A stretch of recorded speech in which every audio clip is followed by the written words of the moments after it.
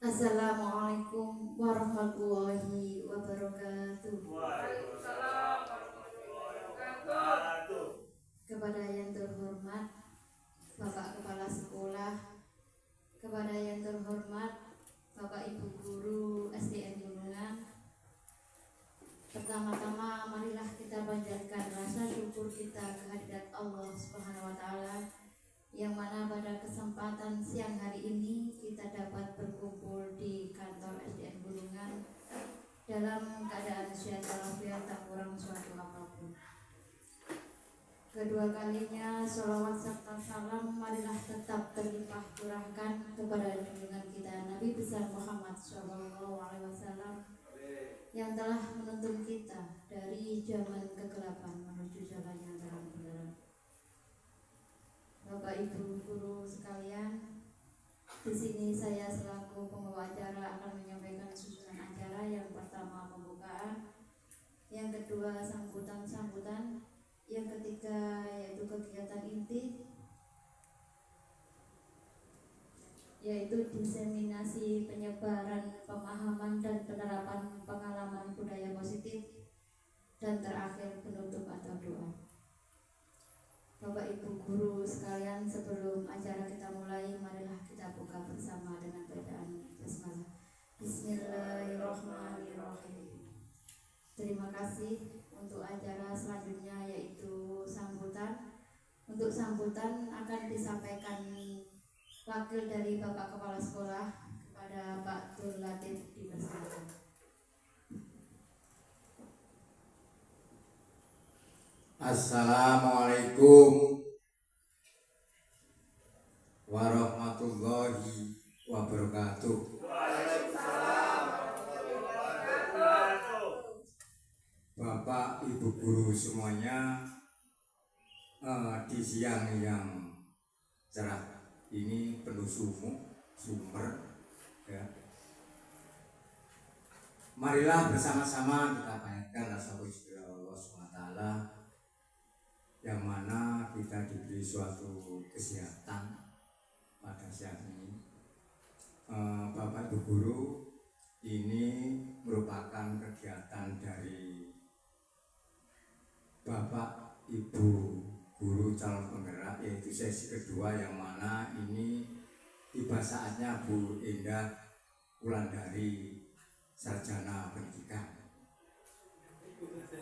untuk memberikan suatu materi paparan tentang budaya positif.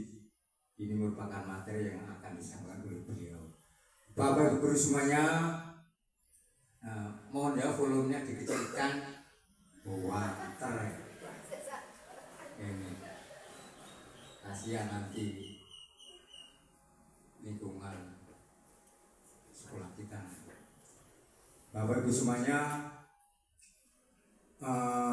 tentang kegiatan guru penggerak, mudah-mudahan Bu Indah nanti pemaparannya bisa ditularkan kepada Bapak Ibu guru semuanya, sehingga materi yang disampaikan lewat seminar, lewat pelatihan-pelatihan beliau mudah-mudahan sangat berguna bagi kita semua, khususnya pada Bapak Ibu Guru SDN Lima, lebih-lebih kepada anak didik kita pada tahun pelajaran ini, yaitu tahun pelajaran 2024-2025.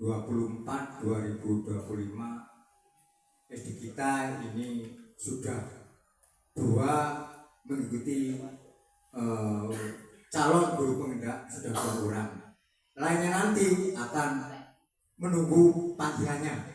Mudah-mudahan yang Bapak Ibu Guru yang muda-muda ini semuanya katut kabeh.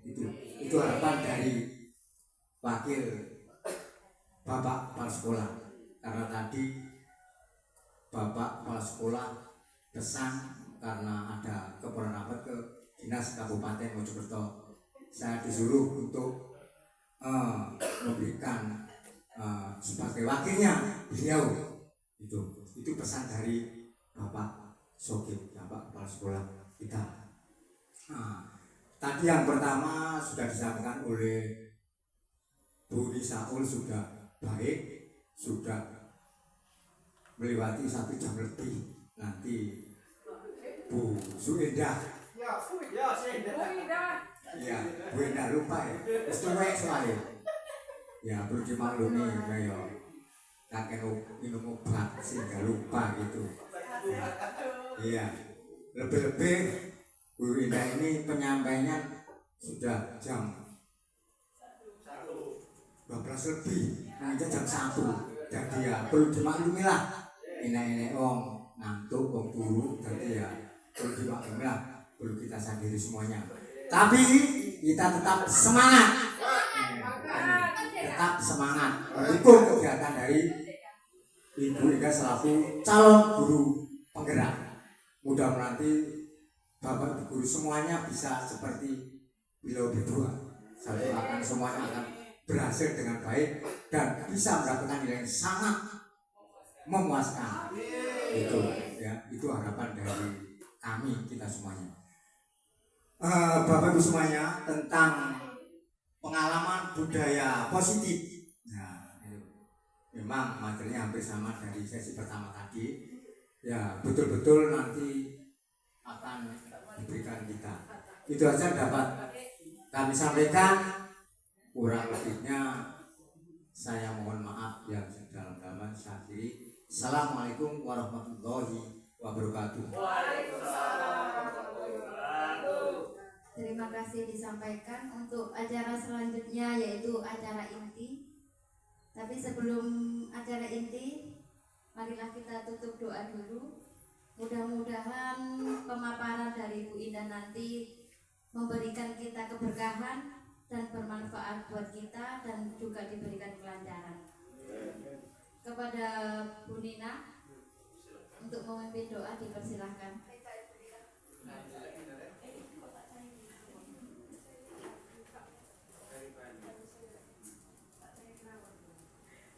Assalamualaikum warahmatullahi wabarakatuh. Waalaikumsalam warahmatullahi. Di sini sekarang kita tutup dengan doa. Semoga untuk ilmu yang diberikan Bunda nanti bermanfaat untuk kita semua dan untuk anak didik kita nantinya. Sekarang langsung saja kita doa ila hadratin Nabi Al-Fatihah.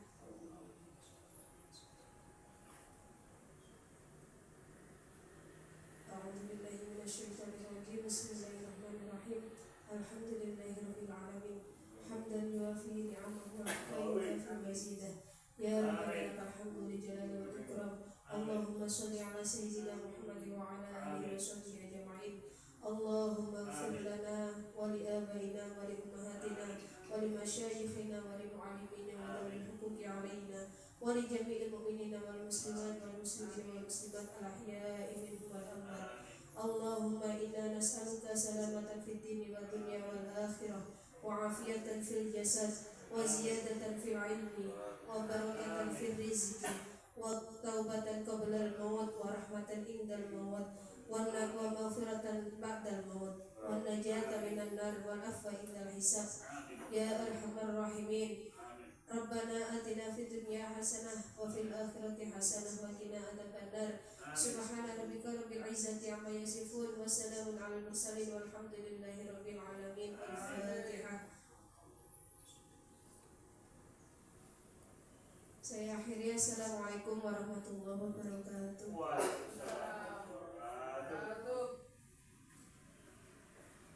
Terima kasih disampaikan. Untuk acara selanjutnya yaitu acara inti, kepada Bu Indah dipersilakan.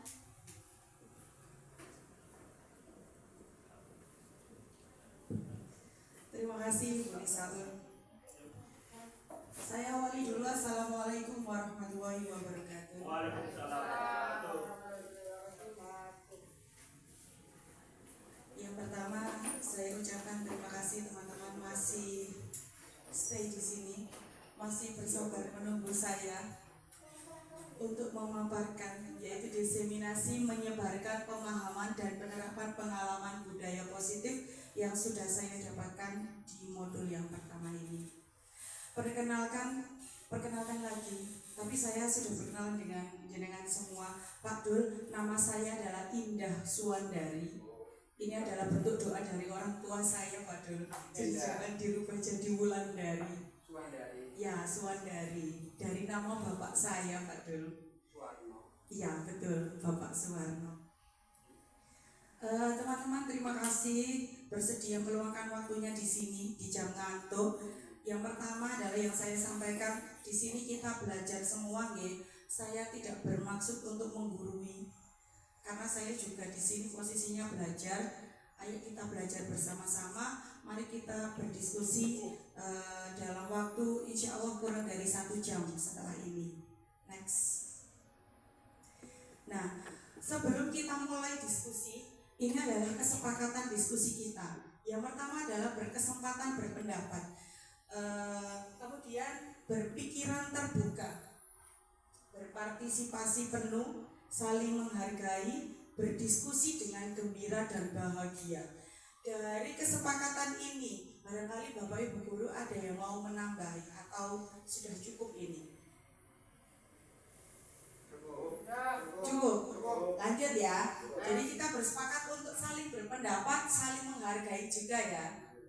Siap. Masih dalam keadaan gembira dan bahagia meskipun di jam ngantuk ya. Siap. Lanjut.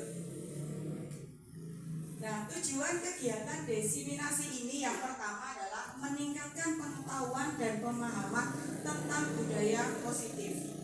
Kemudian kalau kita nanti sudah mengetahui dan memahami, menumbuhkan motivasi intrinsik pada diri murid dengan pembuatan keyakinan kelas yang berdasarkan nilai-nilai kebajikan. Keyakinan kelas. Jadi kalau selama ini atau saya dulu bersekolah, yang saya kenal itu adalah peraturan. Benar nggak Bapak Ibu?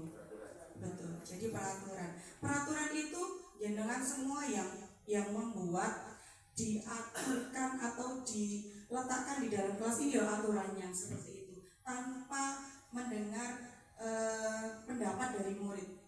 Betul nggak? Betul. Jadi satu arah kita yang membuat aturan, mau tidak mau sampean dan saya harus melaksanakan aturan ini. Tapi karena kita belajar di era merdeka belajar, maka pembuatan keyakinan kelas ini perlu kita terapkan. Jadi pembuatan keyakinan kelas nanti tidak hanya satu arah kita yang membuat, tapi pembuatannya adalah saya bersama dengan murid-murid, dengan anak-anak. Ini kita sepakati. Nah, berdasarkan nilai-nilai kebajikan. Nilai-nilai kebajikan itu yang seperti apa sih? Nilai-nilai kebajikan, namanya juga kebajikan berarti nilai-nilai yang baik. Yang baik, yang contohnya bertanggung jawab, disiplin, saling menghormati, saling menghargai, nilai-nilai universal lah, yang semuanya baik. Itu nanti yang akan kita yakini dengan murid kita. Kemudian mengembangkan nilai-nilai profil pelajar Pancasila. Jadi tujuannya kita berangkat ke sekolah itu kan untuk murid ya Bapak Ibu. Nah, membentuk seperti apa? Sesuai filosofi Ki Hajar Dewantara, kita tugasnya itu adalah menuntut. Kita itu nggak bisa membuat anak kamu harus baik, nggak bisa. Kita tugasnya hanya menuntun, menumbuhkan karakter baik, budi pekertinya anak-anak. Nah, kemudian disesuaikan dengan profil pelajar Pancasila. Nah, pada diri murid melalui kegiatan pembelajaran, kegiatan pembiasaan, serta keteladanan dari semua warga sekolah. Saya yakin dengan semuanya itu sudah melakukan pembiasaan yang baik seperti itu. Oh, ternyata ini sudah saya terapkan di kelas, rata-rata seperti itu, gitu ya. Nah, next, sebelum masuk ke budaya positif, masih semangat gak Bapak Ibu? Masih ya, masih. Biasanya anak-anak ini yang saya ajak untuk tepuk semangat, pernah nggak Bapak Ibu? Pernah ya, tepuk semangat. Semangat. Bisa dimulai Bapak Ibu? Biar tidak ada yang ngantuk ya Pak Dol ya. Seperti Pak Dol tadi semangat gitu ya. Siap ya. Tepuk semangat.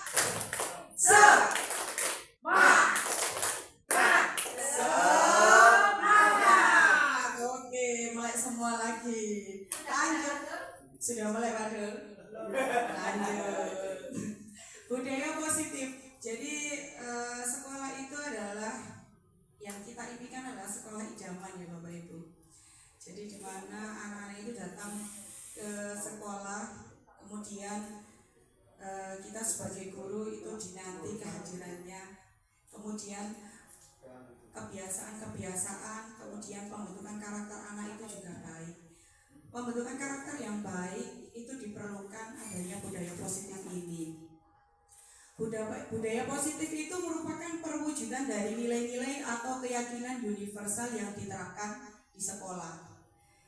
Budaya positif dapat mendorong murid untuk mampu berpikir, bertindak, dan mencipta sebagai proses memerdekakan dirinya sehingga murid mampu mandiri dan bertanggung jawab. Nah, konsep inti dari budaya positif yang akan saya bahas itu ada 7. Yang pertama adalah perubahan paradigma belajar. Sebenarnya apakah ada perubahan dari kita dulu sebagai murid, kemudian kita sebagai guru menerapkan ke siswa? Nah, itu nanti. Kemudian yang kedua adalah disiplin positif. Yang ketiga, kebutuhan dasar manusia. Nanti kita kenali kebutuhan dasar manusia. Kemudian motivasi perilaku manusia. Yang kelima, posisi kontrol guru. Nah, yang paling menarik bagi saya ini, posisi kontrol guru. Kemudian yang keenam adalah keyakinan kelas. Yang ketujuh adalah segitiga restitusi. Ini yang sedang saya ingin terapkan ke anak-anak. Semoga nanti setelah Bapak Ibu guru mendengarkan pemaparan saya bisa praktek juga ke anak-anak, karena ini adalah hal yang baik. Namanya juga positif, berarti bisa diterapkan ke anak-anak.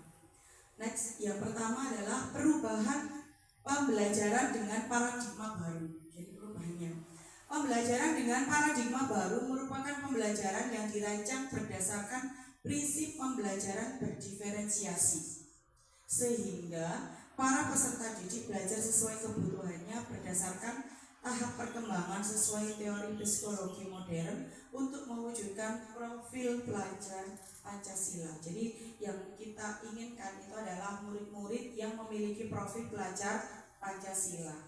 Masih ingat ya isinya ya?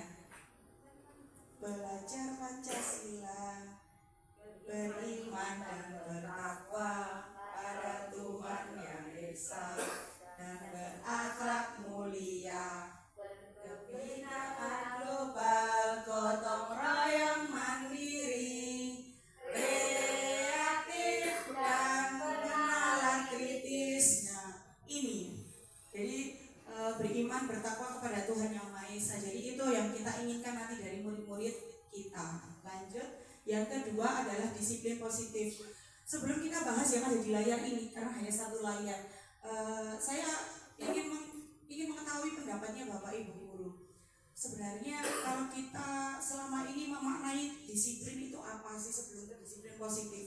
Disiplin itu apa sih menurutnya jenengan? Kalau menurut saya disiplin itu adalah tepat waktu. Kalau saya. Kata Bu Nisa, disiplin itu adalah tepat waktu. Atau ada yang mau berpendapat lainnya?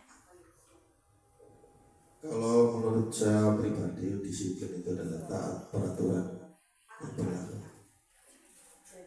Jadi kalau misalnya sudah taat peraturan, sudah dikatakan disiplin gitu ya Pak Khair ya. Oke, coba tulis. Disiplin dalam mengerjakan tugas tepat waktu. Terima kasih. Jadi disiplin dalam mengerjakan tugas tepat waktu. Nah, ada Bu Nisaul tadi, disiplin itu adalah tepat waktu. Jadi hampir sama dengan Bu Nisaul ya, mengerjakan sesuai tepat waktu. Kalau Pak Koi ini tadi adalah disiplin itu adalah taat dengan peraturan. Tapi nanti kita ubah peraturan-peraturan di kelas kita itu menjadi keyakinan kelas yang lain, itu yang harus nantinya ditaati. Jadi disiplin itu seperti ini Bapak Ibu. Sebenarnya disiplin itu bukan hanya berkaitan dengan waktu. Disiplin itu berkaitan dengan diri kita, kebiasaan-kebiasaan yang ada di dalam diri kita. Kita itu merasa bertanggung jawab dengan apa yang kita kerjakan. Pembiasaan-pembiasaan hal baik mencakup sikap atau perilaku maupun tutur kata oleh seluruh warga di sekolah, terutama bagi murid, agar dapat berkembang menjadi pribadi yang kritis, mandiri, dan bertanggung jawab. Misalkan seperti ini, saya harus datang ke sekolah ini, saya berangkat dari rumah karena rumah saya itu paling jauh daripada teman-teman. Saya ingin berangkat itu nyampe di sini sebelum jam 7. Saya berkewajiban untuk datang tepat waktu, seperti itu. Berarti saya disiplin waktu. Oh, saya jam 4 sore harus sudah mandi. Berarti saya disiplin pada diri saya sendiri berkaitan dengan kebersihan, seperti itu. Sebagai pendidik, tujuan kita itu adalah menciptakan peserta didik yang memiliki disiplin diri. Jadi tidak hanya berkaitan dengan waktu, tidak hanya berkaitan dengan tugasnya. Sehingga mereka itu berperilaku mengacu kepada nilai-nilai kebajikan, universal, dan memiliki motivasi dalam diri menuju perubahan perilaku ke arah yang lebih baik. Nilai-nilai universal tadi sudah saya sampaikan bahwa tidak hanya disiplin ya, bertanggung jawab, saling menghargai, saling menghormati, itu adalah nilai kebajikan. Masih banyak lagi. Kebersihan itu juga termasuk nilai-nilai kebajikan universal. Jadi tidak merokok, menyapu kelas, itu nanti nilai-nilai yang bisa diambil, nilai-nilai kebajikan. Jadi nanti sebelum membuat keyakinan kelas, itu juga nilai-nilai kebajikan ini yang akan kita sampaikan. Next. Yang ketiga itu adalah kebutuhan dasar manusia. Kebutuhan dasar manusia. Kebutuhan dasar manusia itu berarti tidak hanya murid ya. Kebutuhan dasar kita sebagai pendidik itu juga akan kita bahas di sini. Jadi kebutuhan dasar manusia itu adalah sesuatu yang kita lakukan untuk mendapatkan apa yang kita inginkan. Seluruh tindakan yang kita lakukan memiliki tujuan. Jadi apapun yang kita lakukan, murid kita lakukan itu pun semuanya memiliki tujuan. Semua usaha terbaik yang kita lakukan agar kebutuhan dasar kita terpenuhi dengan baik. Apa kebutuhan dasar manusia itu? Kebutuhan dasar manusia itu ada 5. Yang pertama, yang pertama itu adalah bertahan hidup. Kalau bertahan hidup tidak hanya murid, kita sebagai pendidik juga semuanya mau bertahan hidup. Bagaimana caranya? Gimana Pak Koi bertahan hidup caranya? Makan. Pak Edi, selain makan, kita juga harus minum, makan, minum, berpakaian, keamanan, tempat tinggal kita, kesehatannya kita itu termasuk bertahan hidup. Karena kalau kita nggak sehat ya alam ya. Nah, berarti itu adalah kebutuhan dasar dari kita sebagai manusia, yaitu bertahan hidup. Kemudian yang kedua adalah kasih sayang dan rasa diterima. Anak-anak kita juga sama ya Bapak Ibu, bertahan hidup juga. Yang kedua adalah kasih sayang dan rasa diterima. Ini juga kita rasakan, anak-anak juga sama yang dibutuhkan kasih sayang dari seorang guru. Jadi rasa diterima bahwa oh saya itu ada Bu di sini, saya juga harus diperlakukan sama dengan teman-teman saya. Itu kebutuhan yang dibutuhkan, yang harus dipenuhi oleh kita. Dipedulikan, berbagi, dapat berbagi, kerjasama dan menjadi bagian dalam kelompok. Itu kalau misalnya pembelajarannya ada di dalam kelas, kasih sayang. Oh tadi loh Bu Nisa Ulu senyum-senyum ke saya. Nah berarti dia merasa dipedulikan, merasa diperhatikan. Berarti kebutuhan dasar muridnya kita itu adalah kasih sayang dan diterima, seperti itu. Kemudian yang ketiga, penguasaan. Penguasaan itu berkaitan dengan harga diri, keinginan untuk dianggap, memimpin, berprestasi, diakui dan didengar. Bu Nisa Ulailo ngurungokno omonganku kok, aku kepengen istirahat yo diistirahatno. Nah itu berarti kebutuhan dasarnya murid kita itu adalah penguasaan, seperti itu. Kemudian yang keempat adalah kebebasan. Tidak hanya anak-anak, kita sebagai guru juga butuh kebebasan, mandiri, memiliki pilihan, mencoba hal baru dan mampu mengendalikan arah dirinya. Saya di sini berdiri di sini sampai modul 1.4 itu juga sama, memenuhi kebutuhan saya, yaitu mencoba hal yang baru, yaitu mengikuti pendidikan guru penggerak. Tapi saya juga nanti memenuhi kebutuhan saya, yaitu kesenangan. Karena saya itu bahagia mengikuti pendidikan ini. Kesenangan itu bermain, humor, bercanda ya, antusias dan tertawa. Nah, kira-kira Bapak Ibu, 5 kebutuhan dasar manusia ini, apakah kita sudah memenuhinya untuk anak-anak kita?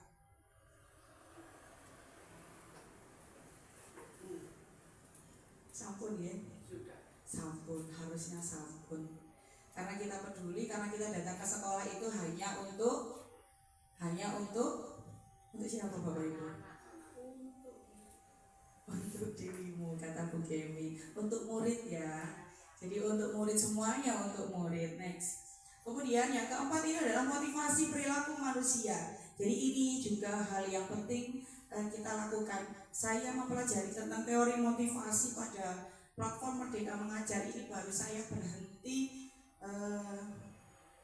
berhenti untuk ini yang kedua, mendapatkan penghargaan. Jadi saya suka memberi anak-anak hadiah, tapi saya menghentikan hal tersebut karena saya membaca hal ini.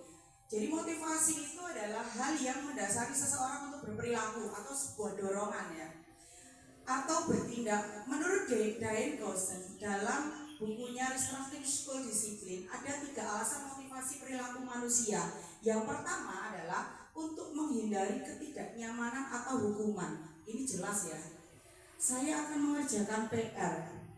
Saya takut kalau dihukum polis. Saya takut kalau dihukum Pak Adi.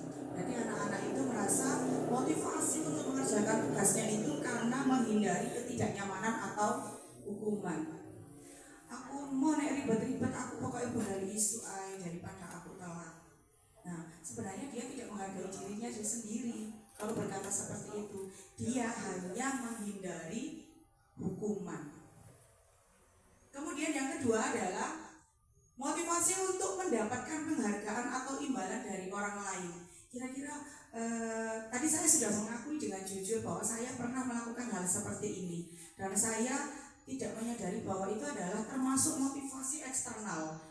Kenapa kita tidak melakukan motivasi eksternal? Karena nantinya imbasnya atau efeknya ke anak-anak dalam pembentukan karakter anak-anak itu tidak bertahan lama, tidak dalam jangka panjang.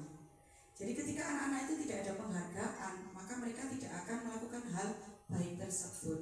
Contoh, kalau Bu Indah, kalau kalian bisa mengerjakan tugas dari Bu Indah dengan cepat, maka Bu Indah akan memberikan hadiah pensil misalkan. Ini sudah pernah saya lakukan Bapak Ibu. Saya juga pernah. Nah, Bu Kemi sudah pernah melakukan beberapa hari yang lalu. Bu Kemi sudah saya bilang ini adalah motivasi eksternal dan itu tidak akan bertahan lama. Dan itu memang benar. Dan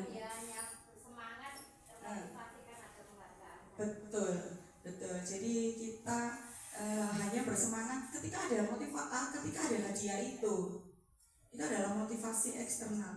Dampaknya yang lainnya, misalnya nih, Pak Koi dapat hadiah 2.000, sedangkan Pak Edi melakukan kerja keras yang sama tapi tidak dapat, maka dia akan membenci, punya rasa benci dengan yang dapat hadiah. Kok nggak aku sih yang dapat hadiah?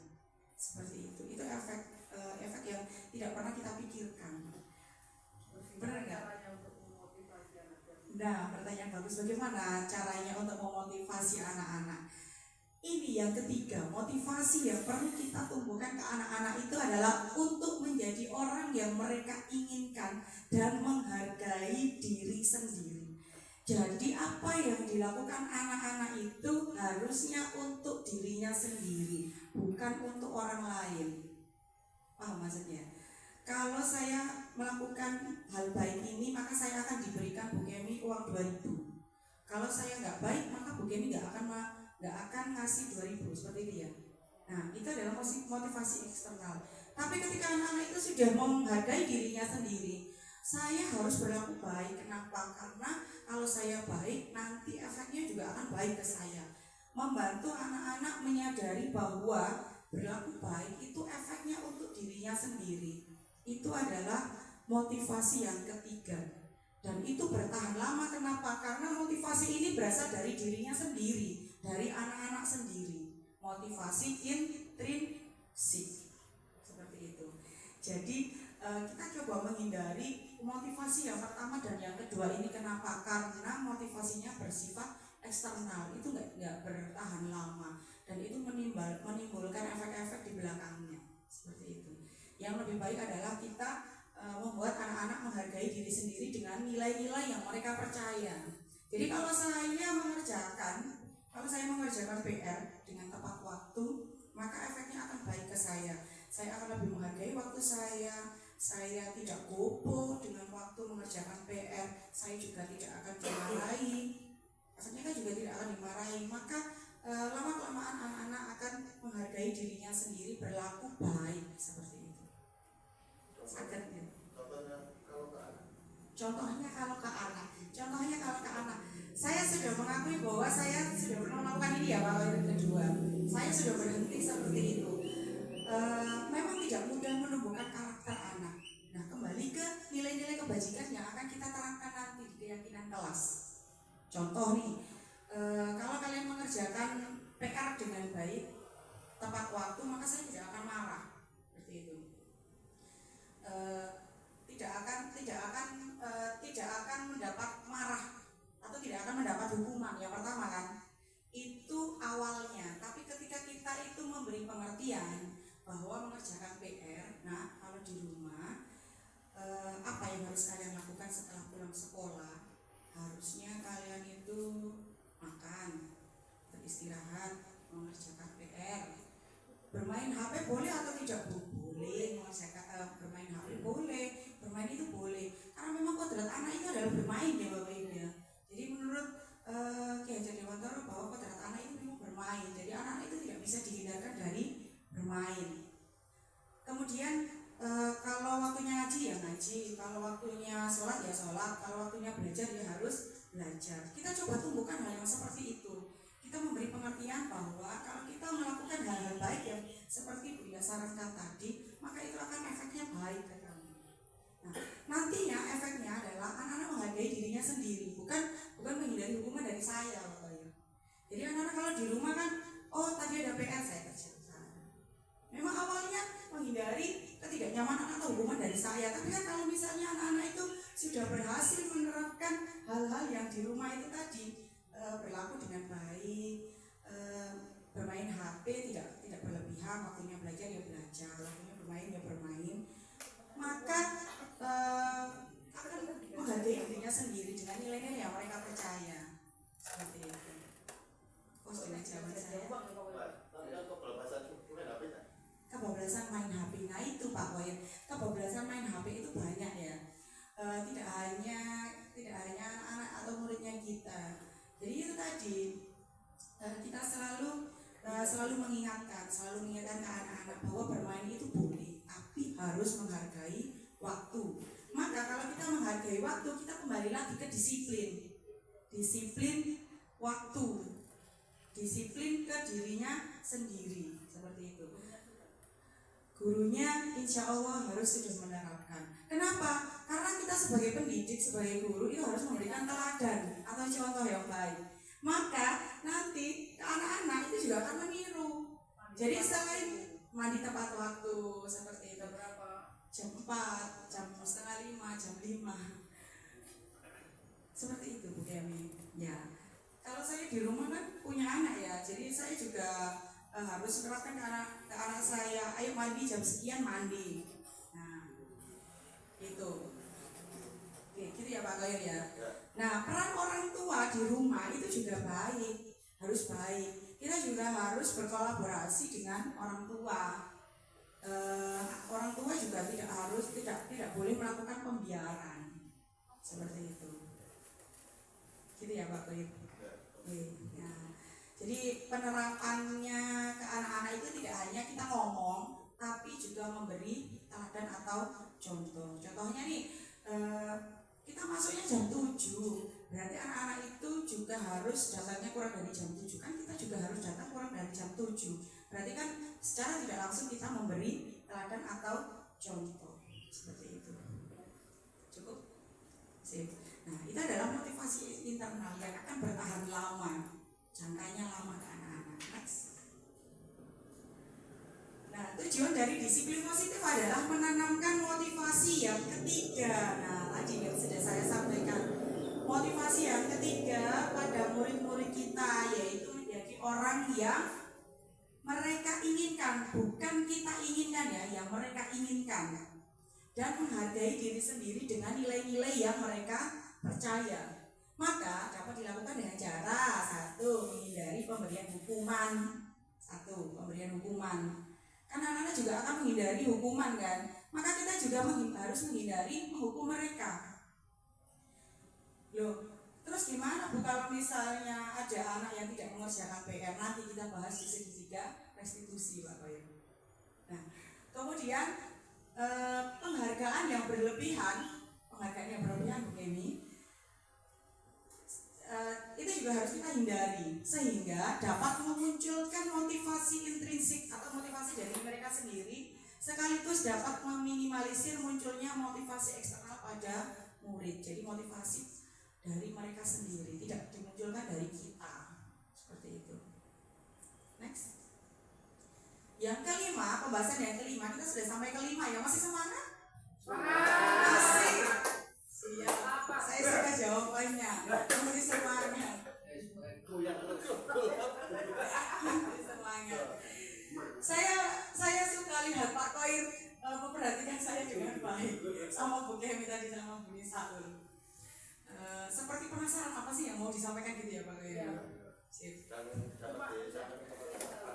Ya, terima kasih. Ya, mari kita praktekkan bersama-sama ya untuk anak didik kita, untuk Indonesia tentu nantinya.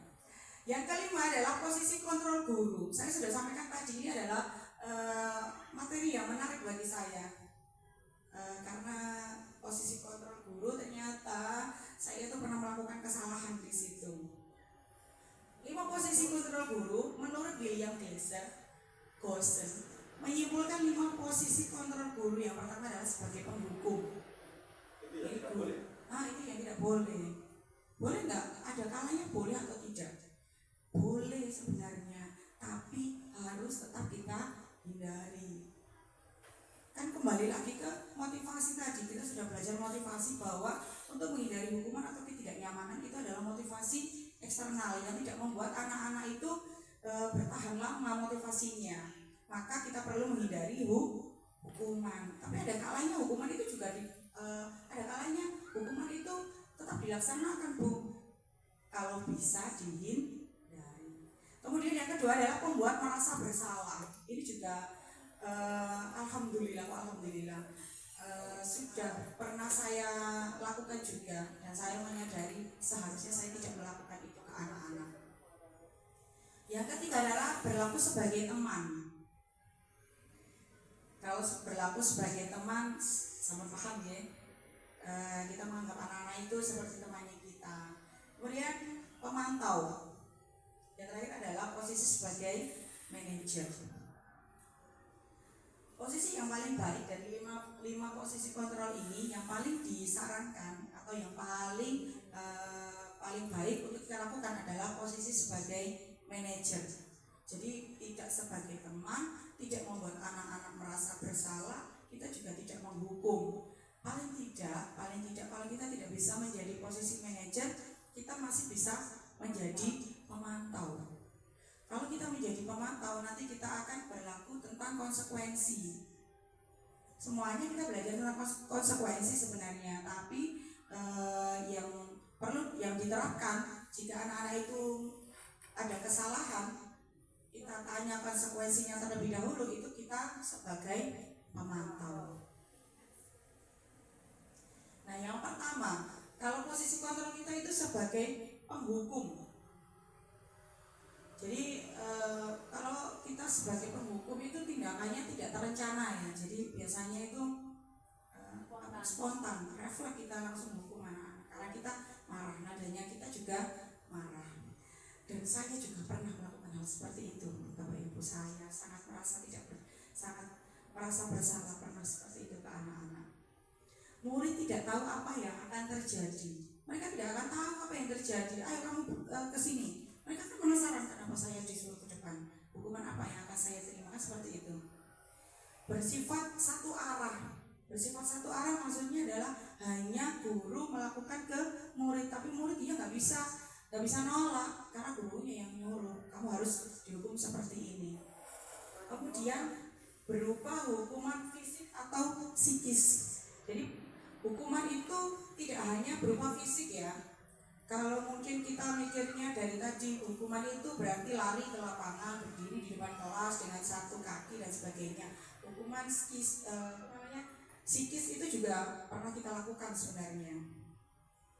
Ya enggak? Nah, kemudian kita bicara tentang konsekuensi. Kalau kita bicara tentang konsekuensi yang akan kita bicarakan nanti itu adalah terencana atau disepakati sesuai peraturan. Misalnya nih contohnya, kalau misalnya dalam keyakinan kelas kita membuat keyakinan kelas atau kesepakatan kelas, jika ada yang tidak mengerjakan PR, maka harus apa? Maka harus mengerjakan tuh, tidak boleh istirahat dulu, harus mengerjakan. Itu maksudnya adalah di luar kelas. Nah, itu adalah konsekuensi. Ini direncanakan dulu, disepakati terlebih dahulu antara murid dan gurunya. Tapi murid itu tetap dibuat tidak nyaman. Jadi muridnya kita itu merasa tetap tidak nyaman. Masa iya nyaman itu dihukum atau mendapat konsekuensinya itu nyaman, kan enggak. Kemudian sikap guru selalu memonitor murid. Jadi ketika ada anak yang konsekuensinya adalah tidak mengerjakan, misalnya harus mengerjakan pada saat jam istirahat seperti itu, maka kita itu harus terus memonitor atau terus memantau anak-anak yang mengerjakan pada jam istirahat tersebut. Kemudian yang ketiga adalah restitusi. Restitusi itu adalah proses menciptakan kondisi bagi murid untuk memperbaiki kesalahan. Jadi kita kalau kamu tahu ini adalah kesalahan, kalau kamu tahu kalau ini adalah salah, apa yang akan kamu lakukan untuk memperbaiki? Itu maksudnya adalah ke restitusi. Jadi membuat anak-anak yang sebelumnya itu melakukan kesalahan merasa gagal, mengubahnya menjadi orang yang sukses. Kenapa mengubahnya menjadi orang yang sukses? Karena dia diberi kesempatan untuk memperbaiki diri, diberi kesempatan untuk mencari solusi. Kemudian proses kolaboratif yang mengajarkan murid untuk mencari solusi sendiri. Proses kolaboratif itu maksudnya adalah ketika anak-anak itu berbuat salah, kita menanyakan apakah benar itu salah, apa yang harus kamu lakukan untuk memperbaiki kesalahan, atau anak-anak, saya harus memperbaiki kesalahan ini Bu, saya tahu kalau itu salah. Nah, tetap kita kolaborasi dengan anak-anak, mencari jalan keluar bagaimana solusi yang baik. Itu yang dimaksud proses kolaboratif yang mengajarkan murid untuk mencari solusi sendiri, tapi tetap mengajak anak-anak untuk mencari solusinya sendiri, sehingga anak-anak yang merasa gagal akan menjadi anak-anak yang merasa sukses. Next. Nah, ini adalah beberapa contoh Bapak Ibu. Ini adalah beberapa contoh posisi kontrol yang biasanya kita ucapkan ke anak-anak. Yang pertama adalah sebagai penghukum. Jadi penghukum itu biasanya nada suaranya itu tinggi, bahasa tubuhnya itu gimana? Matanya melotot, gitu ya. Kemudian jarinya menunjuk-nunjuk. Kamu itu gitu terus. Nah, biasanya melotot sambil gini nunjuk-nunjuk ya. Mengkerik gini. Nah, terus apa yang biasanya dilakukan, misalnya ini ada anak terlambat lagi, pasti terlambat lagi, selalu datang terlambat. Kapan bisa tepat waktu? Nah, itu sambil nadanya tinggi. Nah, coba Bapak Ibu, ya sambil emosi, ya benar emosi memang, nada suaranya tinggi kan memang emosi. Nah, sambil nunjuk-nunjuk, kamu terlambat mana? Iki mana sing terlambat? Seperti itu biasanya ya. Iki mana sing gak mlebu? Terlambat lagi seperti itu. Itu nadanya penghukum. Nah, coba kita bertanya ke diri kita sendiri, Bapak Ibu. Bagaimana perasaan murid kita kalau muridnya kita itu ditunjuk-tunjuk, dimarahi seperti itu, nada bicaranya seperti itu pada murid yang terlambat? Bagaimana? Kemungkinannya bagaimana? Kira-kira muridnya Bapak Ibu kalau misalnya posisinya itu sebagai penghukum tadi, kemungkinannya seperti apa Pak Edin? Kalau misalnya jenengan nunjuk-nunjuk anak seperti ini, kira-kira perasaannya gimana anaknya? Terpukul, sedih, dan marah. Terpukul, sedih, marah.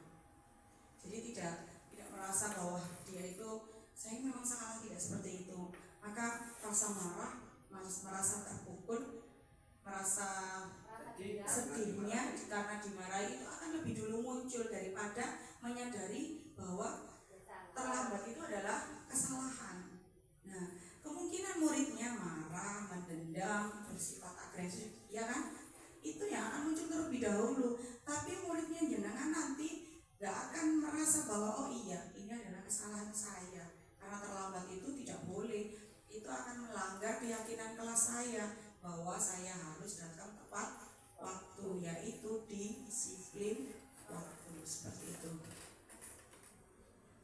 Nah, kemudian posisi kontrol yang kedua adalah membuat rasa bersalah.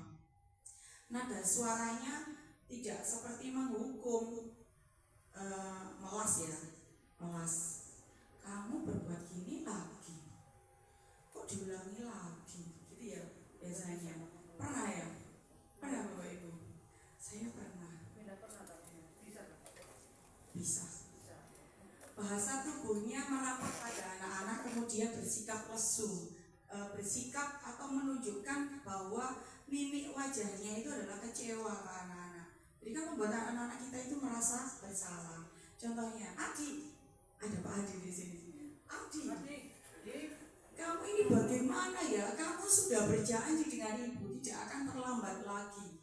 Kamu kenapa ya senang sekali mengecewakan ibu? Nah, ini kan merasa bersalahnya di situ, mengecewakan ibu. Ibu benar-benar kecewa sekali. Bagaimana perasaannya muridnya Bapak Ibu? Kira-kira? Sedih ya, sedih. Muridnya juga akan merasa bersalah, jelas sedih. Atau sudah sedih ini merasa bersalah Pak Tom?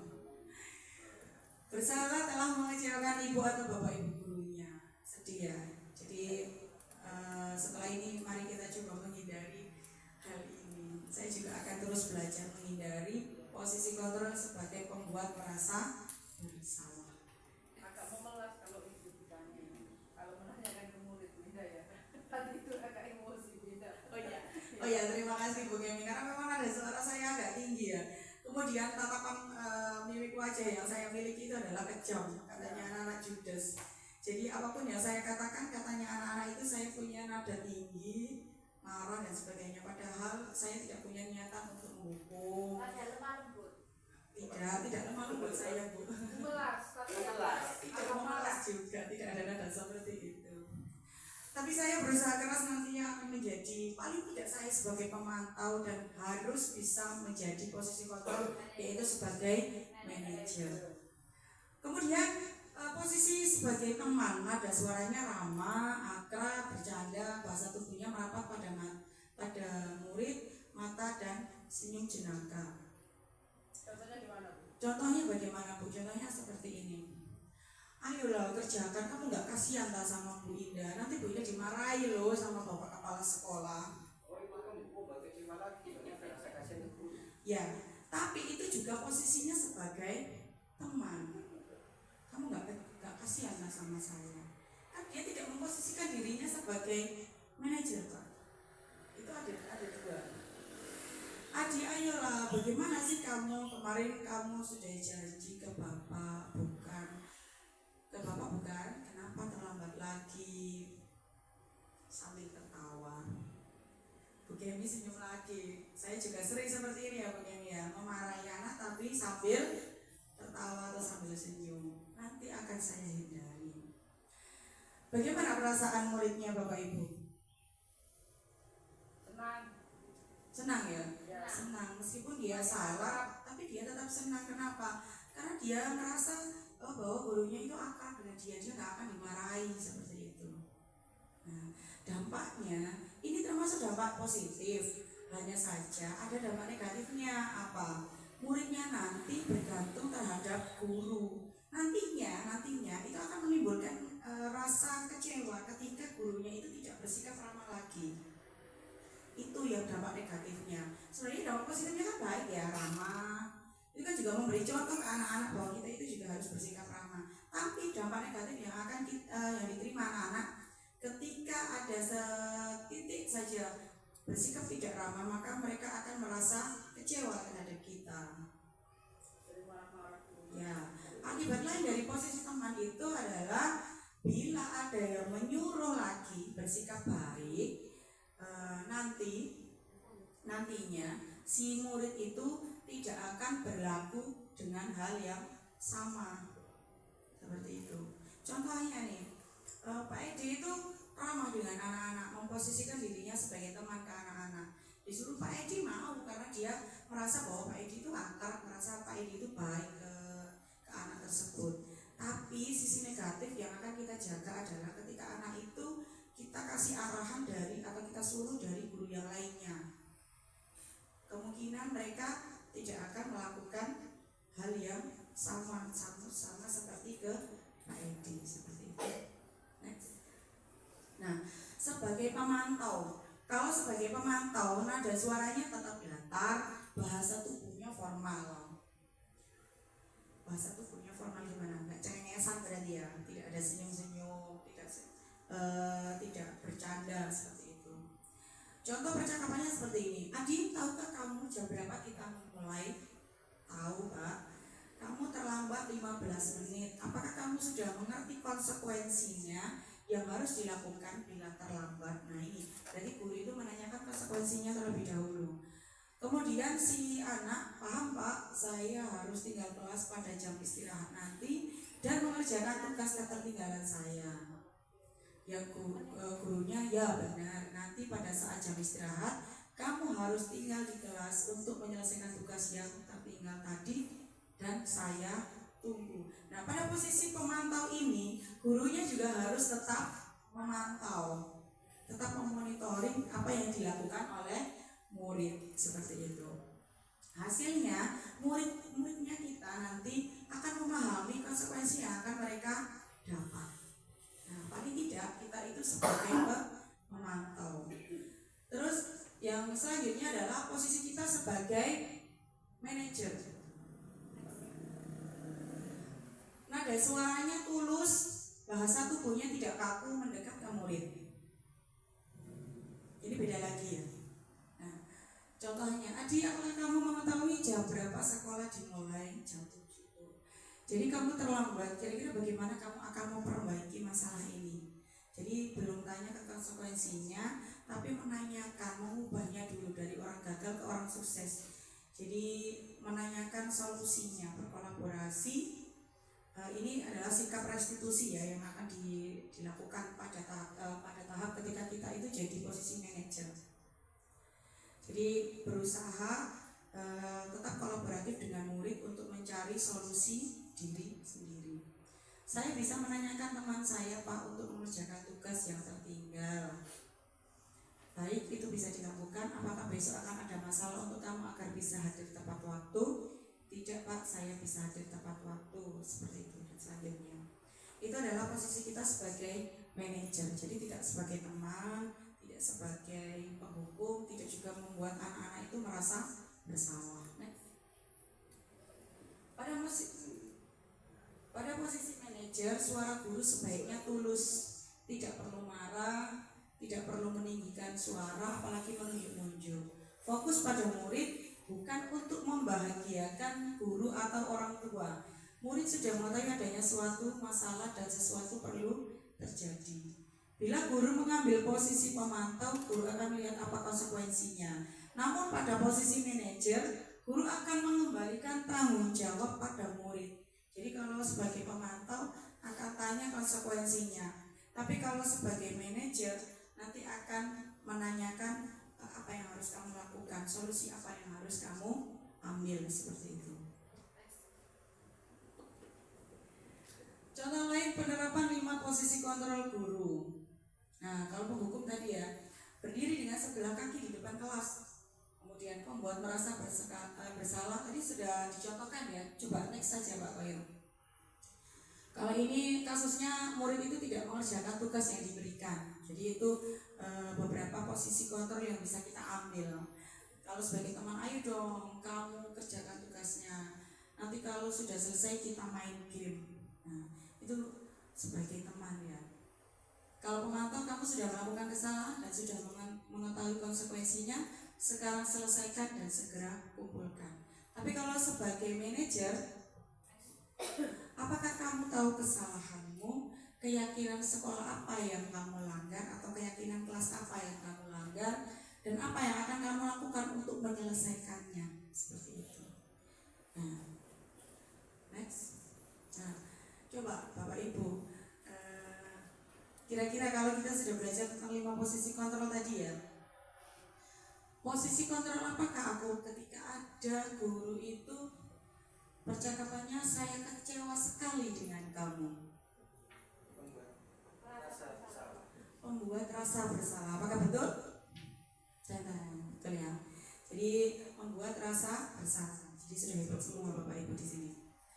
Nah, Pak Haji, kamu tidak pernah benar melakukannya. Sekarang keliling lapangan 3 kali. Sudah jelasin ya Pak Haji sebagai apa? Penghukum. Gak pernah ya Pak Haji ya, karena sudah tidak zaman sebagai penghukum seperti ini. Lanjut. Pak Koi langsung. Oke. Kira-kira bagaimana kamu akan memperbaiki masalah ini? Manajer. Kira-kira betul? Oh. Yes, kata Pak, saya benar. Saya lurus benar. Terus, ayolah lakukan demi bapak atau ibu. Berarti sebagai teman. Betul, sebagai teman. Next. Kamu terlambat 15 menit. Apakah kamu sudah mengerti konsekuensi yang dilakukan bila terlambat? Pemantau. Sip, pemantau. Ini pun sudah kita bahas ya. Jadi beberapa percakapannya. Sip, betul sekali. Bapak Ibu, ada yang merasa sudah mau absen, mau pulang, sudah ngantuk, lapar ya. Kita ice break dulu, gimana? Ice breaking dulu, ya, ice cream. Oke. Kita berpasangan Bapak Ibu. Pas ya berpasangannya, tapi ada beberapa yang sudah absen.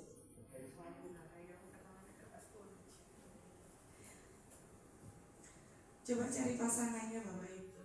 Kita bermain ganjil dan genap. Coba Bapak Ibu minta tolong untuk berdiri. Kita bermain ganjil genap. Jadi silakan ditentukan ke temannya. Pak Koyi sama siapa Pak Koyi? Sama Bulis atau sama Pak Edi? Sama Pak Edi, oke. Bu Bulis sama siapa? Padi. Karena ini nanti gamenya adalah menangkap ya. Jadi nanti hati-hati ya kalau menangkap ya. Menangkapnya pakai tangan saja, jangan menangkap pakai 2 tangan, pakai 1 tangan saja. Nah, silakan berunding dengan pasangannya, mana yang ganjil, mana yang genap.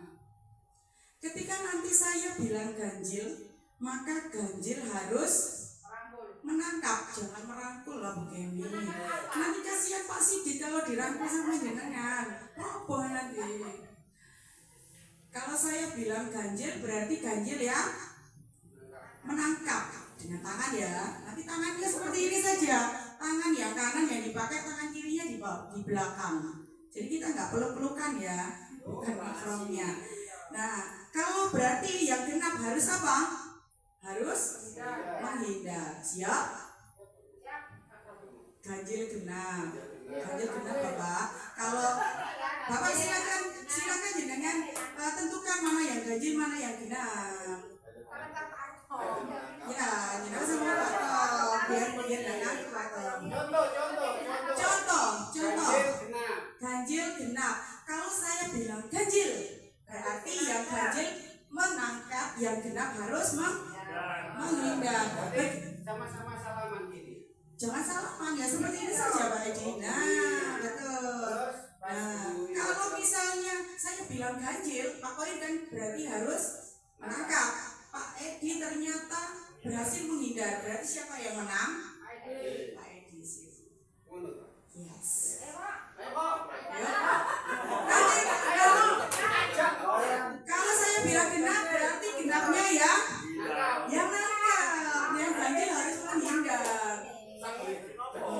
Nanti hadiahnya adalah rawon dan nasi pecel, penghargaan, karena sudah bermain dengan bahagia. Siap? Siap dimulai Bapak Ibu. Kita bermain ganjil genap.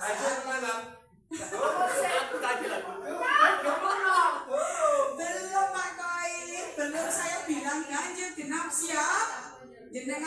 Jenengan apa? Jawabnya siap gitu ya. Ganjil genap siap? Siap. Jangan curang ya. Pak Haji kalau nanti menangkap jangan keras-keras, nanti tulis gelembang. Kalau misalnya genap ini. Kalau saya bilang ganjil berarti ganjil yang menangkap, genapnya menghindar. Kalau saya bilang genap berarti genapnya ya nangkap, yang ganjilnya menghindar. Siap? Siap? Ganjil! Boleh sama Pak Adi, boleh sama menghindar. Ganjil sampean ganjil. Pak Koin masih bingung. Pak Koin jenengan ganjil apa genap? Ganjil, jenengan? Genap. Pak Koin, kalau saya bilang tadi apa? Berarti jenengan nangkap Pak Edi. Coba ya. Iya, Pak Edi yang menghindar. Contoh lagi. Enggak usah. Polisi itu sudah menikmati permainannya, ini gak ngantuk. Kenapa?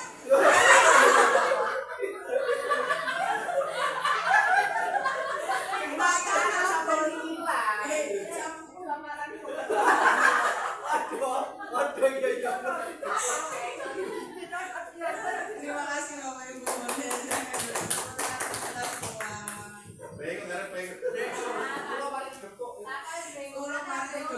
Kalau bilang genap, ya genapnya harus menangkap, ganjilnya yang enggak ganjilnya tambah gitu ya. Oke, terima kasih Bapak Ibu. Kita lanjut ya. Sudah segar lagi, sudah merasa lapar lagi, sudah merasa hangat ya. Oke, sabar ya Bu ini. Yang ke-6, kurang 2 ya. Keyakinan kelas. Jadi ini yang kita bicarakan dari tadi, keyakinan kelas. Keyakinan kelas itu adalah kesepakatan kelas yang diyakini bersama guru dan murid. Jadi ketika kita membuat aturan, itu sifatnya searah. Kita yang membuat aturan, murid yang mematuhi aturannya. Tapi ketika kita membuat keyakinan kelas, maka untuk bersama-sama membuat aturan tersebut. Tapi bukan aturan ya namanya, keyakinan kelas, dengan harapan dapat meningkatkan kedisiplinan murid. Tapi tidak hanya kedisiplinan nanti yang akan terbentuk sesuai dengan nilai-nilai kebajikan yang akan kita tuju atau yang akan kita inginkan, mulai dari aturan-aturan yang ingin diterapkan ke anak-anak. Keyakinan kelas berupa pernyataan universal dibuat dalam bentuk positif dan bersifat abstrak. Keyakinan kelas hendaknya tidak terlalu banyak sehingga mudah diingat dan dipahami. Semua warga kelas ikut berkontribusi dalam pembuatan keyakinan kelas lewat kegiatan mengutarakan pendapat. Nah, ini adalah contoh dari keyakinan kelas. Setiap anggota kelas perlu belajar, perlu senang, perlu melakukan tugas, perlu saling menghargai, perlu merasa aman, saling bersikap positif, senantiasa menjadi diri sendiri dan sebagainya. Nah, kalau untuk nilai kebajikannya adalah hormat, maka nanti bentuknya atau kesimpulannya adalah kami meyakini bahwa sangat penting untuk menghormati orang lain dan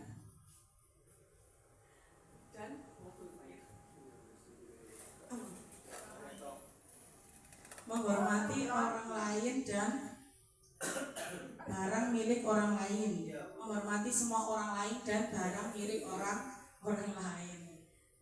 Next. Ini adalah contoh cuplikan pembuatan keyakinan kelas bersama murid yang dilakukan oleh salah satu guru kita, yaitu Bu Nisa Olmaviro. Nanti kita tidak penuh melihat videonya ya, kita hanya melihat cuplikannya. Jadi gimana bentuknya, seperti itu.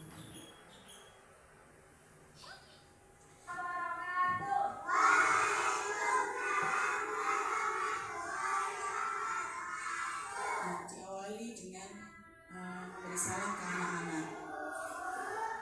Lanjut Pak Edi, dicepatkan. Nah, anak-anak diajak untuk membuat peraturan yang akan mereka sepakati bersama-sama. Nah, setelah anak-anak menuliskan aturan-aturan yang ingin mereka ikuti di dalam kelas, nanti selanjutnya akan menempelkannya di depan, yaitu di papan. Nanti akan disimpulkan bersama-sama dengan ibu gurunya. Nah, seperti itu. Jadi dimulai dari hal-hal yang peraturan apa, kemudian ke budaya positifnya, kemudian ke nilai-nilai kebajikan apa, lalu ke membuat keyakinan kelas. Nah, seperti itu ya. Jadi tetap berkolaborasi antara anak-anak dengan kita buatnya bersama-sama.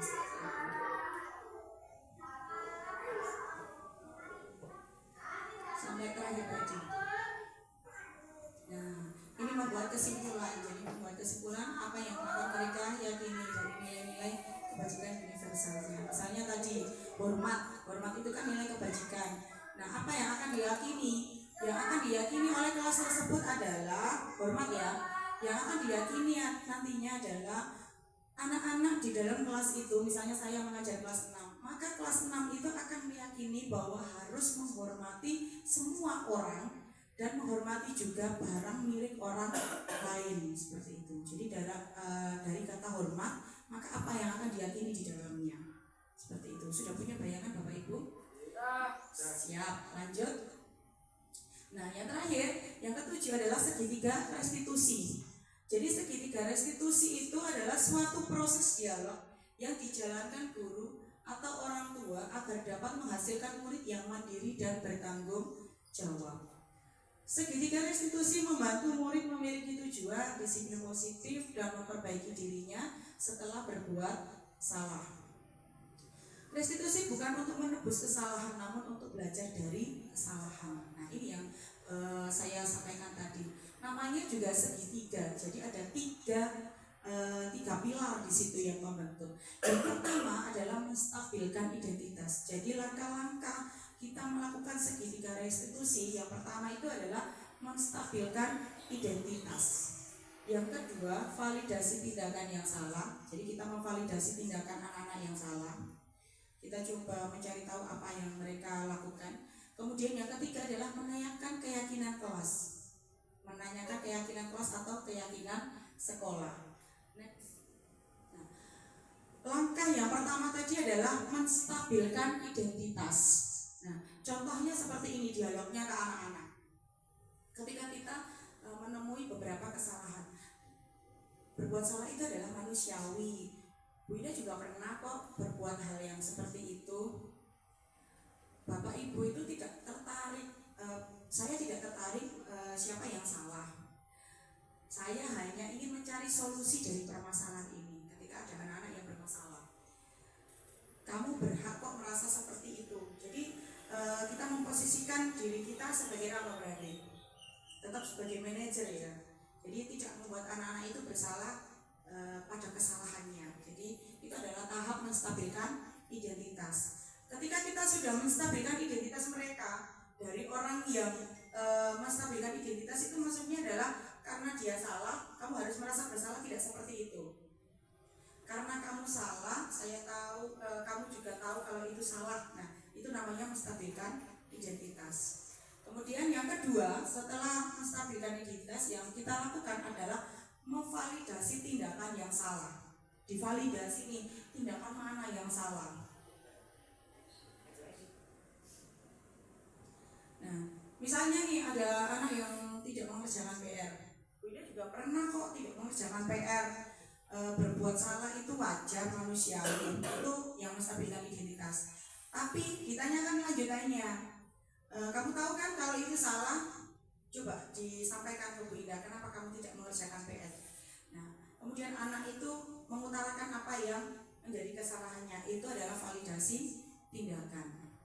Kemudian hal terakhir yang kita lakukan itu adalah menanyakan keyakinan kelas atau menanyakan keyakinan sekolah. Jadi keyakinan mana yang kamu langgar? Seperti itu.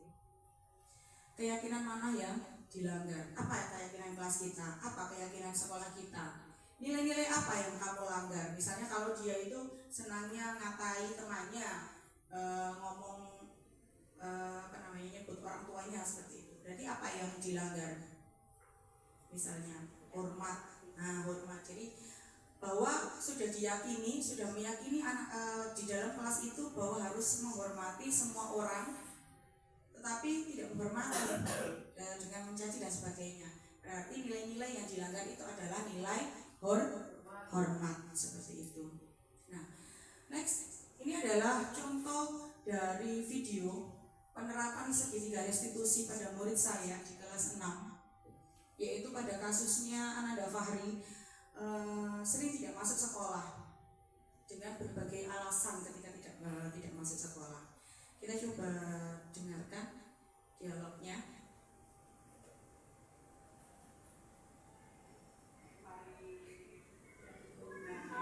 Istirahat ya. Iya. Fahri tahu nggak kenapa Bu Indah panggil sini? Nggak tahu. Fahri, Bu Indah itu sering nggak ya Fahri masuk sekolah, benar? Sudah berapa kali kira-kira 1 bulan ini? Ini berarti tahap menstabilkan identitas. Sekolah seperti itu, ya. Nah, kira-kira menurut Fahri nggak masuk sekolah itu suatu kesalahan nggak ya? Kesalahan ya. Nah, ini setiap orang itu pernah punya kesalahan, manusiawi kan ya. Yang terpenting adalah bagaimana Fahri ke depannya untuk memperbaiki seperti itu. Fahri coba diutarakan ke Bu Indah, kira-kira alasannya apa nih? Menanyakan alasan itu berarti memvalidasi tindakan yang salah. Terus, pernah sekali terus gitu. Terus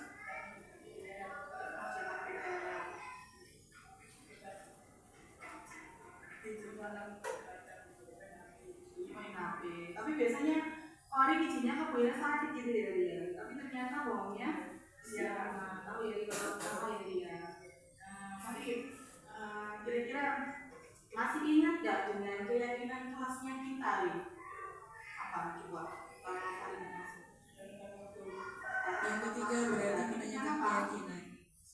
Tentang disiplin. Penting nggak menurutnya Fari disiplin itu? Penting ya, apalagi disiplin waktu sekali. Jadi lebih menghargai waktu, lebih menghargai diri sendiri ya Ria. Jadi nggak perlu tidur malam-malam main HP. Fari harus bisa membagi waktu biar nanti kalau pagi nggak bertengkar sama mama ya untuk bangun pagi seperti itu ya nih. Nah, Fari kira-kira disiplin itu kan penting ya Ria. Jadi bisa membagi waktu untuk belajar, bermain. Fari juga bisa melakukan hal yang lainnya selama Fahri itu bisa membagi waktu dengan kira-kira apa yang akan Fahri lakukan setelah ini? Kalau sudah tahu bahwa sedikit masuk Anak-anak diminta untuk mencari solusi dari permasalahannya.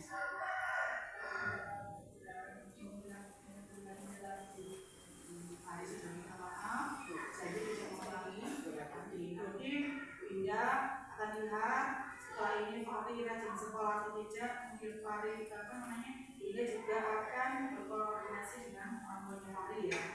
Kalau Fahri masih tetap tidur malam, bermain HP dan sebagainya.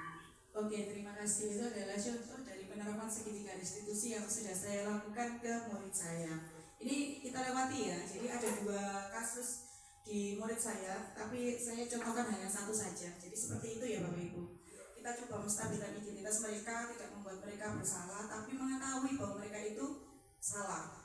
Kemudian yang kedua adalah memvalidasi tindakan. Jadi kita cari tahu sebenarnya kesalahan mereka itu kenapa. Jadi ketika kita itu mencari tahu tapi tidak membuat mereka bersalah, nanti ada hubungannya juga dengan 5 kebutuhan manusia tadi ya. Jadi rasa ingin diterima seperti itu. Nah, setiap tindakan itu kan punya tujuan. Maka karena bertahan hidup, sudah apa ya? Karena kakak sudah tidak bisa bertahan hidup. Ya betul. Itu makan. Ya. Jadi anak-anak itu semuanya punya tujuan untuk memenuhi apa. Nah itu tadi yang perlu kita validasi tindakannya. Kemudian keyakinan kelas yang sudah dibuat akan ditanyakan lagi, sehingga anak-anak itu bisa mencari solusi dari permasalahannya. Next.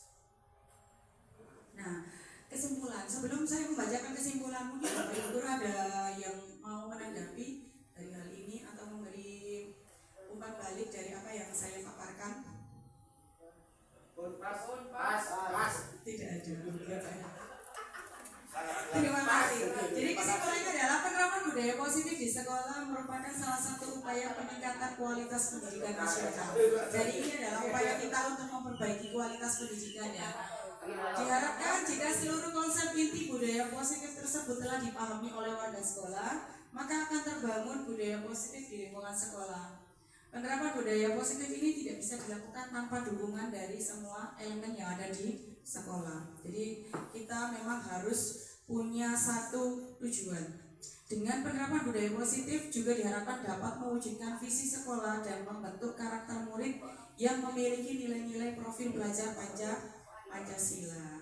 Nah itu adalah pemaparan dari saya. Saya mohon maaf jika ada kesalahan dalam bertutur kata atau bersikap. Terima kasih sudah meluangkan waktunya kita berdiskusi bersama. Sayangnya tidak ada tanggapan ya Bu Nisaul ya. Tidak ada yang mau menanggapi atau barangkali Bu Nisaul. Terima kasih. Mungkin dari pemaparan dari Bu Ida tadi, semoga kita mendapatkan ilmu baru. Ini kan ilmu baru ya. Semoga kita bisa menerapkan di sekolah kita dan kita lebih bisa lah untuk bagaimana cara untuk memperbaiki kesalahan kepada anak. Bagaimana kalau kita menjadi penghukum itu harusnya itu dihindari itu bagaimana. Terus kita harus belajar lebih untuk bisa menghargai anak itu dengan cara apa, dengan cara menjadi teman atau lebih dari manajer. Itu mungkin merupakan ilmu baru buat kita, dan semoga kita di sini semuanya memang sama-sama belajar dan sangat bermanfaat buat kita. Begitu Bu Ida. Terima kasih. kasih tanggapannya Bu Nisa. Mungkin ada Bapak Ibu guru yang lainnya. Sudah pas? Sudah pas. Nah, terima kasih. Semoga ilmunya bermanfaat untuk saya dan jenengan semua. Sebagai amal jariah kalau misalnya bermanfaat ya. Nah, saya akhiri. Terima kasih banyak. Saya akhiri. Wassalamualaikum warahmatullahi wabarakatuh.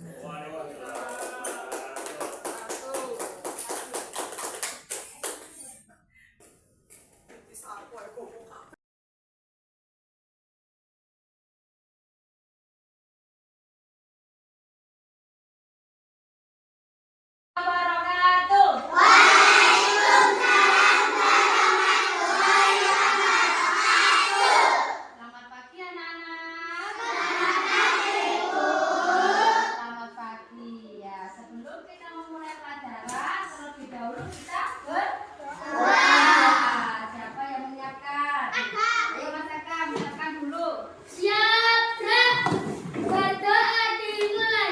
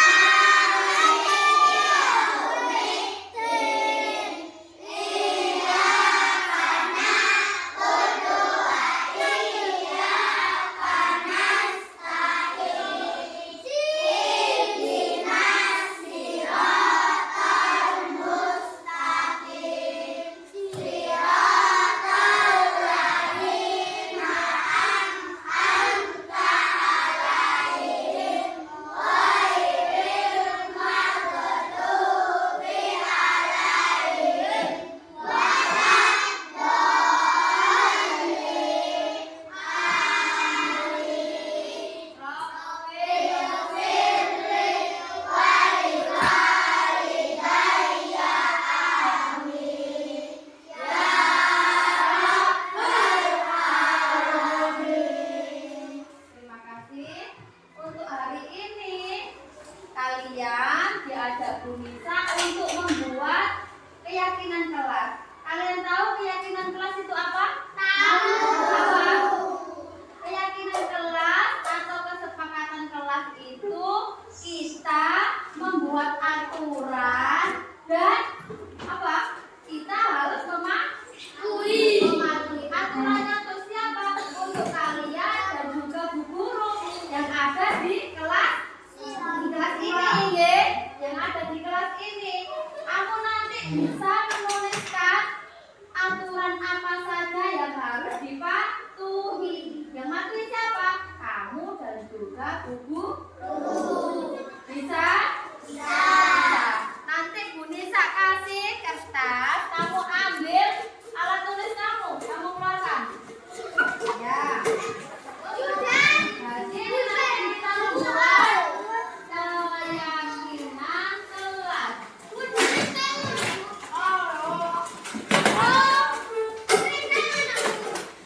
Dengarkan dulu. Keyakinan kelas. Coba dengarkan. Keyakinan kelas nanti ada banyak. Nanti beda-beda. Nanti dikasih Bu Nisa angka 1, angka 2, angka 3, angka 4 dan seterusnya, ya. Coba nanti sebagai Bu Nisa kamu isi aturan yang harus dipatuhi di kelas itu apa saja, ya.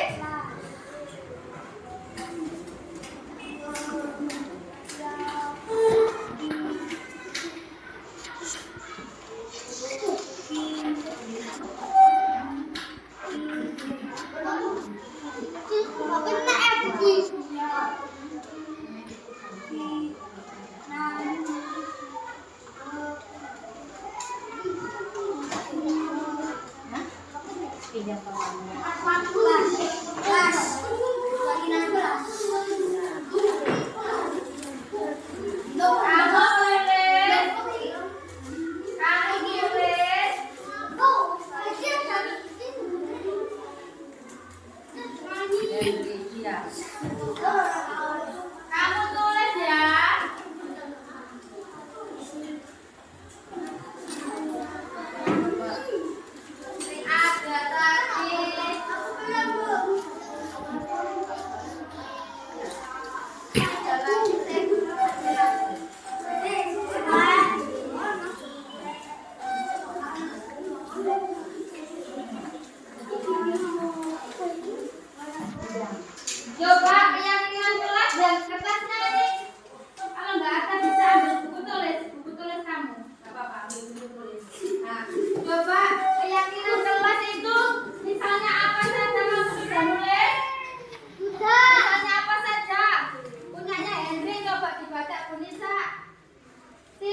mencontek pekerjaan teman boleh?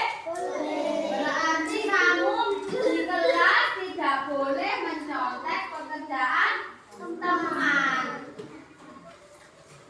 Boleh atau tidak? Boleh atau tidak? Setuju atau tidak kalau di kelas tidak mencontek teman? Apakah boleh di sekolah mencontek? Tidak. Berarti setuju nggih? Gak boleh contekan sama teman. Nomor 1 misalnya saya tulis dulu punyanya Mas Hendrik.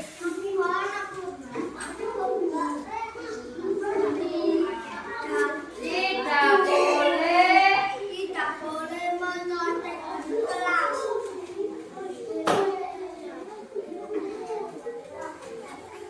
Boleh mencontek. Nah, ada yang sudah selesai apa lagi? Ada yang mau angkat tangan? Ada. Kamu sudah. Mbak Jelita, apa Mbak Jelita coba dibaca? Menjaga kebersihan kelas boleh? Boleh coba bisa ditulis nomor 2. Nanti ini ditempel ya. Tempel di kamar ya. Jatuh terlempar. Nomor 3.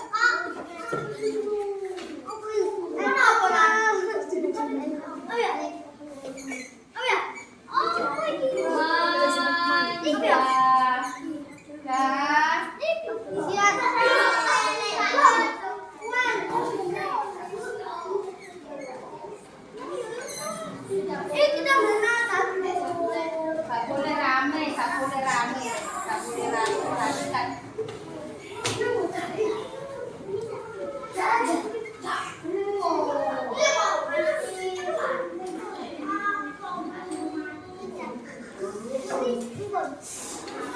Menjaga kebersihan kelas boleh?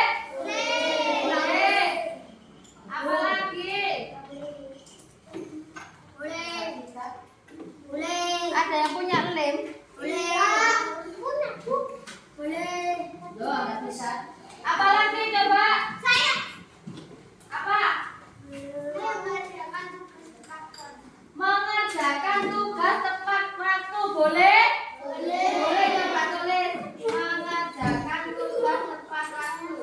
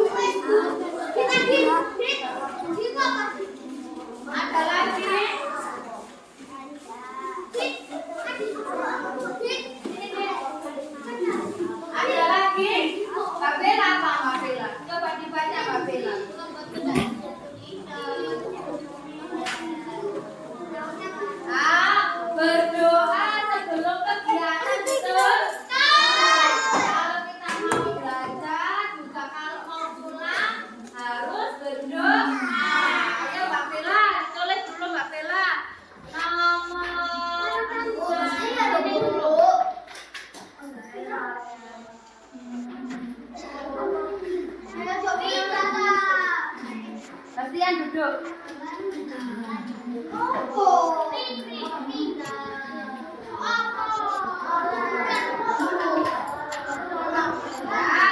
Siapa lagi? Siapa lagi? Coba saya lihat, saya nulis dong, buku tulis. Punyanya Mas ada. Rajin belajar, bisa? Bisa, rajin belajar. Siapa yang mau nulis? Mas ada mau nulis rajin belajar? Nah, betul, rajin belajar. Berarti di sekolah kita harus rajin belajar. Nomor tujuh di sini ya? Sini dulu.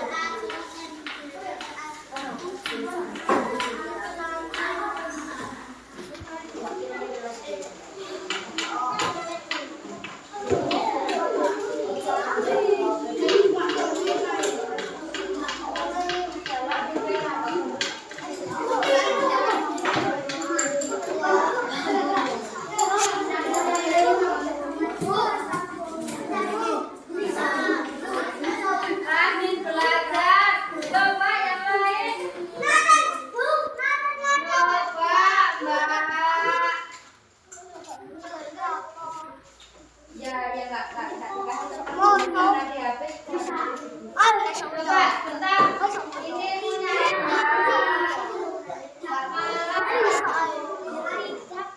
tidak mengejek teman, betul? Betul? Ayo coba ditulis maju, tidak mengejek teman. Nomor 8.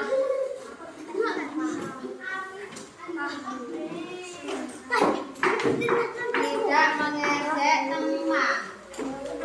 Proses dulu ya.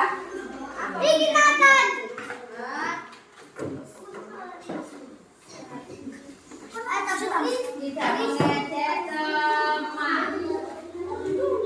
Ada lagi? Ini punyanya Mas Rosid. Apa Mas Rosid ini? Guru dan murid saling menyayangi, betul? Betul, ditulis. Nomor 9 di sini.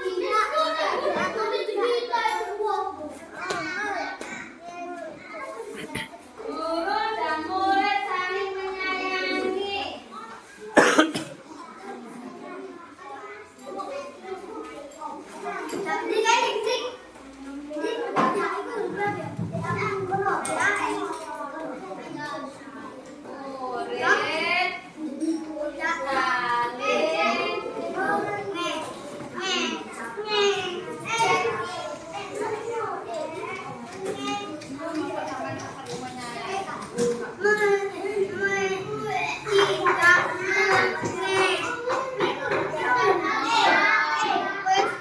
Ada yang lain sudah? Apa itu? Sudah sesuai tak belum? Sudah ya? Menyayangi.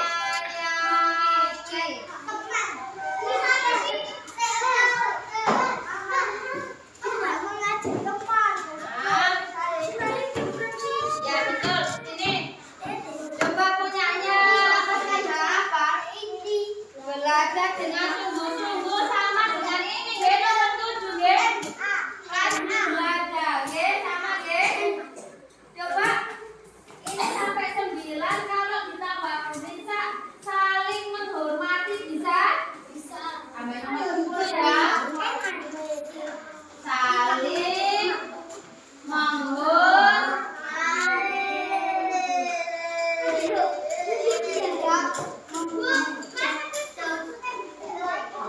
Coba sekarang dengarkan. Coba tepuk 1. Tepuk 2. Ya, sini. Ini keyakinan kelas yang sudah kalian buat. Ya, coba dengarkan Bu Lisa. Nomor 1, tidak boleh mencontek pekerjaan teman. Setuju nggih? Nomor 2, menjaga kebersihan kelas. Setuju nggih? Nomor 3, mengerjakan tugas tepat waktu. Ya, berarti kalau kamu dapat tugas harus diselesaikan tepat waktu. Nomor 4, tidak bertengkar dengan teman.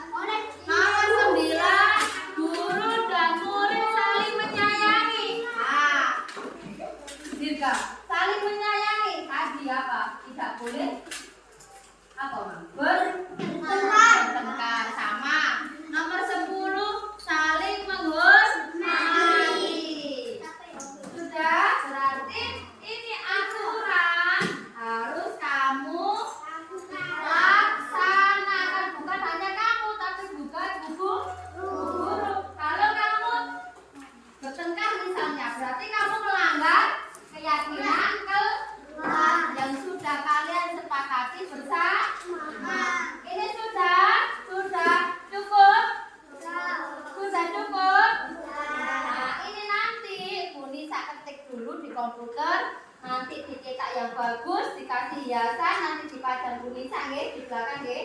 Di koran nggih. Berarti kita sudah selesai melaksanakan ini nggih? Setuju? Sudah? Pun sebelum kita istirahat, kita membaca alhamdulillah dulu.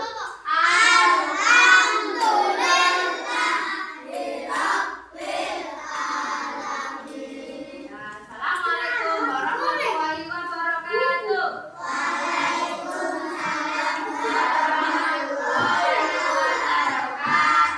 Sudah, kalian boleh istirahat.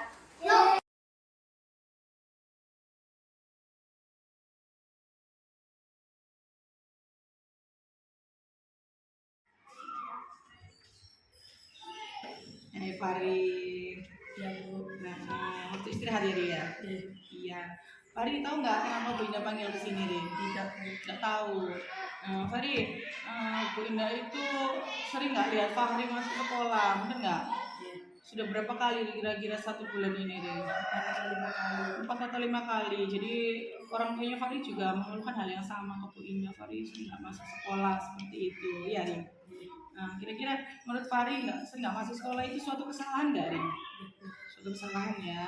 Nah, Rin, setiap orang itu pernah punya kesalahan, hal manusiawi kan ya. Yang terpenting adalah bagaimana Fahri ke depannya untuk memperbaiki seperti itu. Fahri coba diutarakan ke Bu Indah, kira-kira alasannya apa, Rin? Nggak masuk, Rin? Apa alasan sebenarnya, Rin? Sakit perut. Pernah sekali sakit perut gitu. Terus? Tidak mengerjakan PR.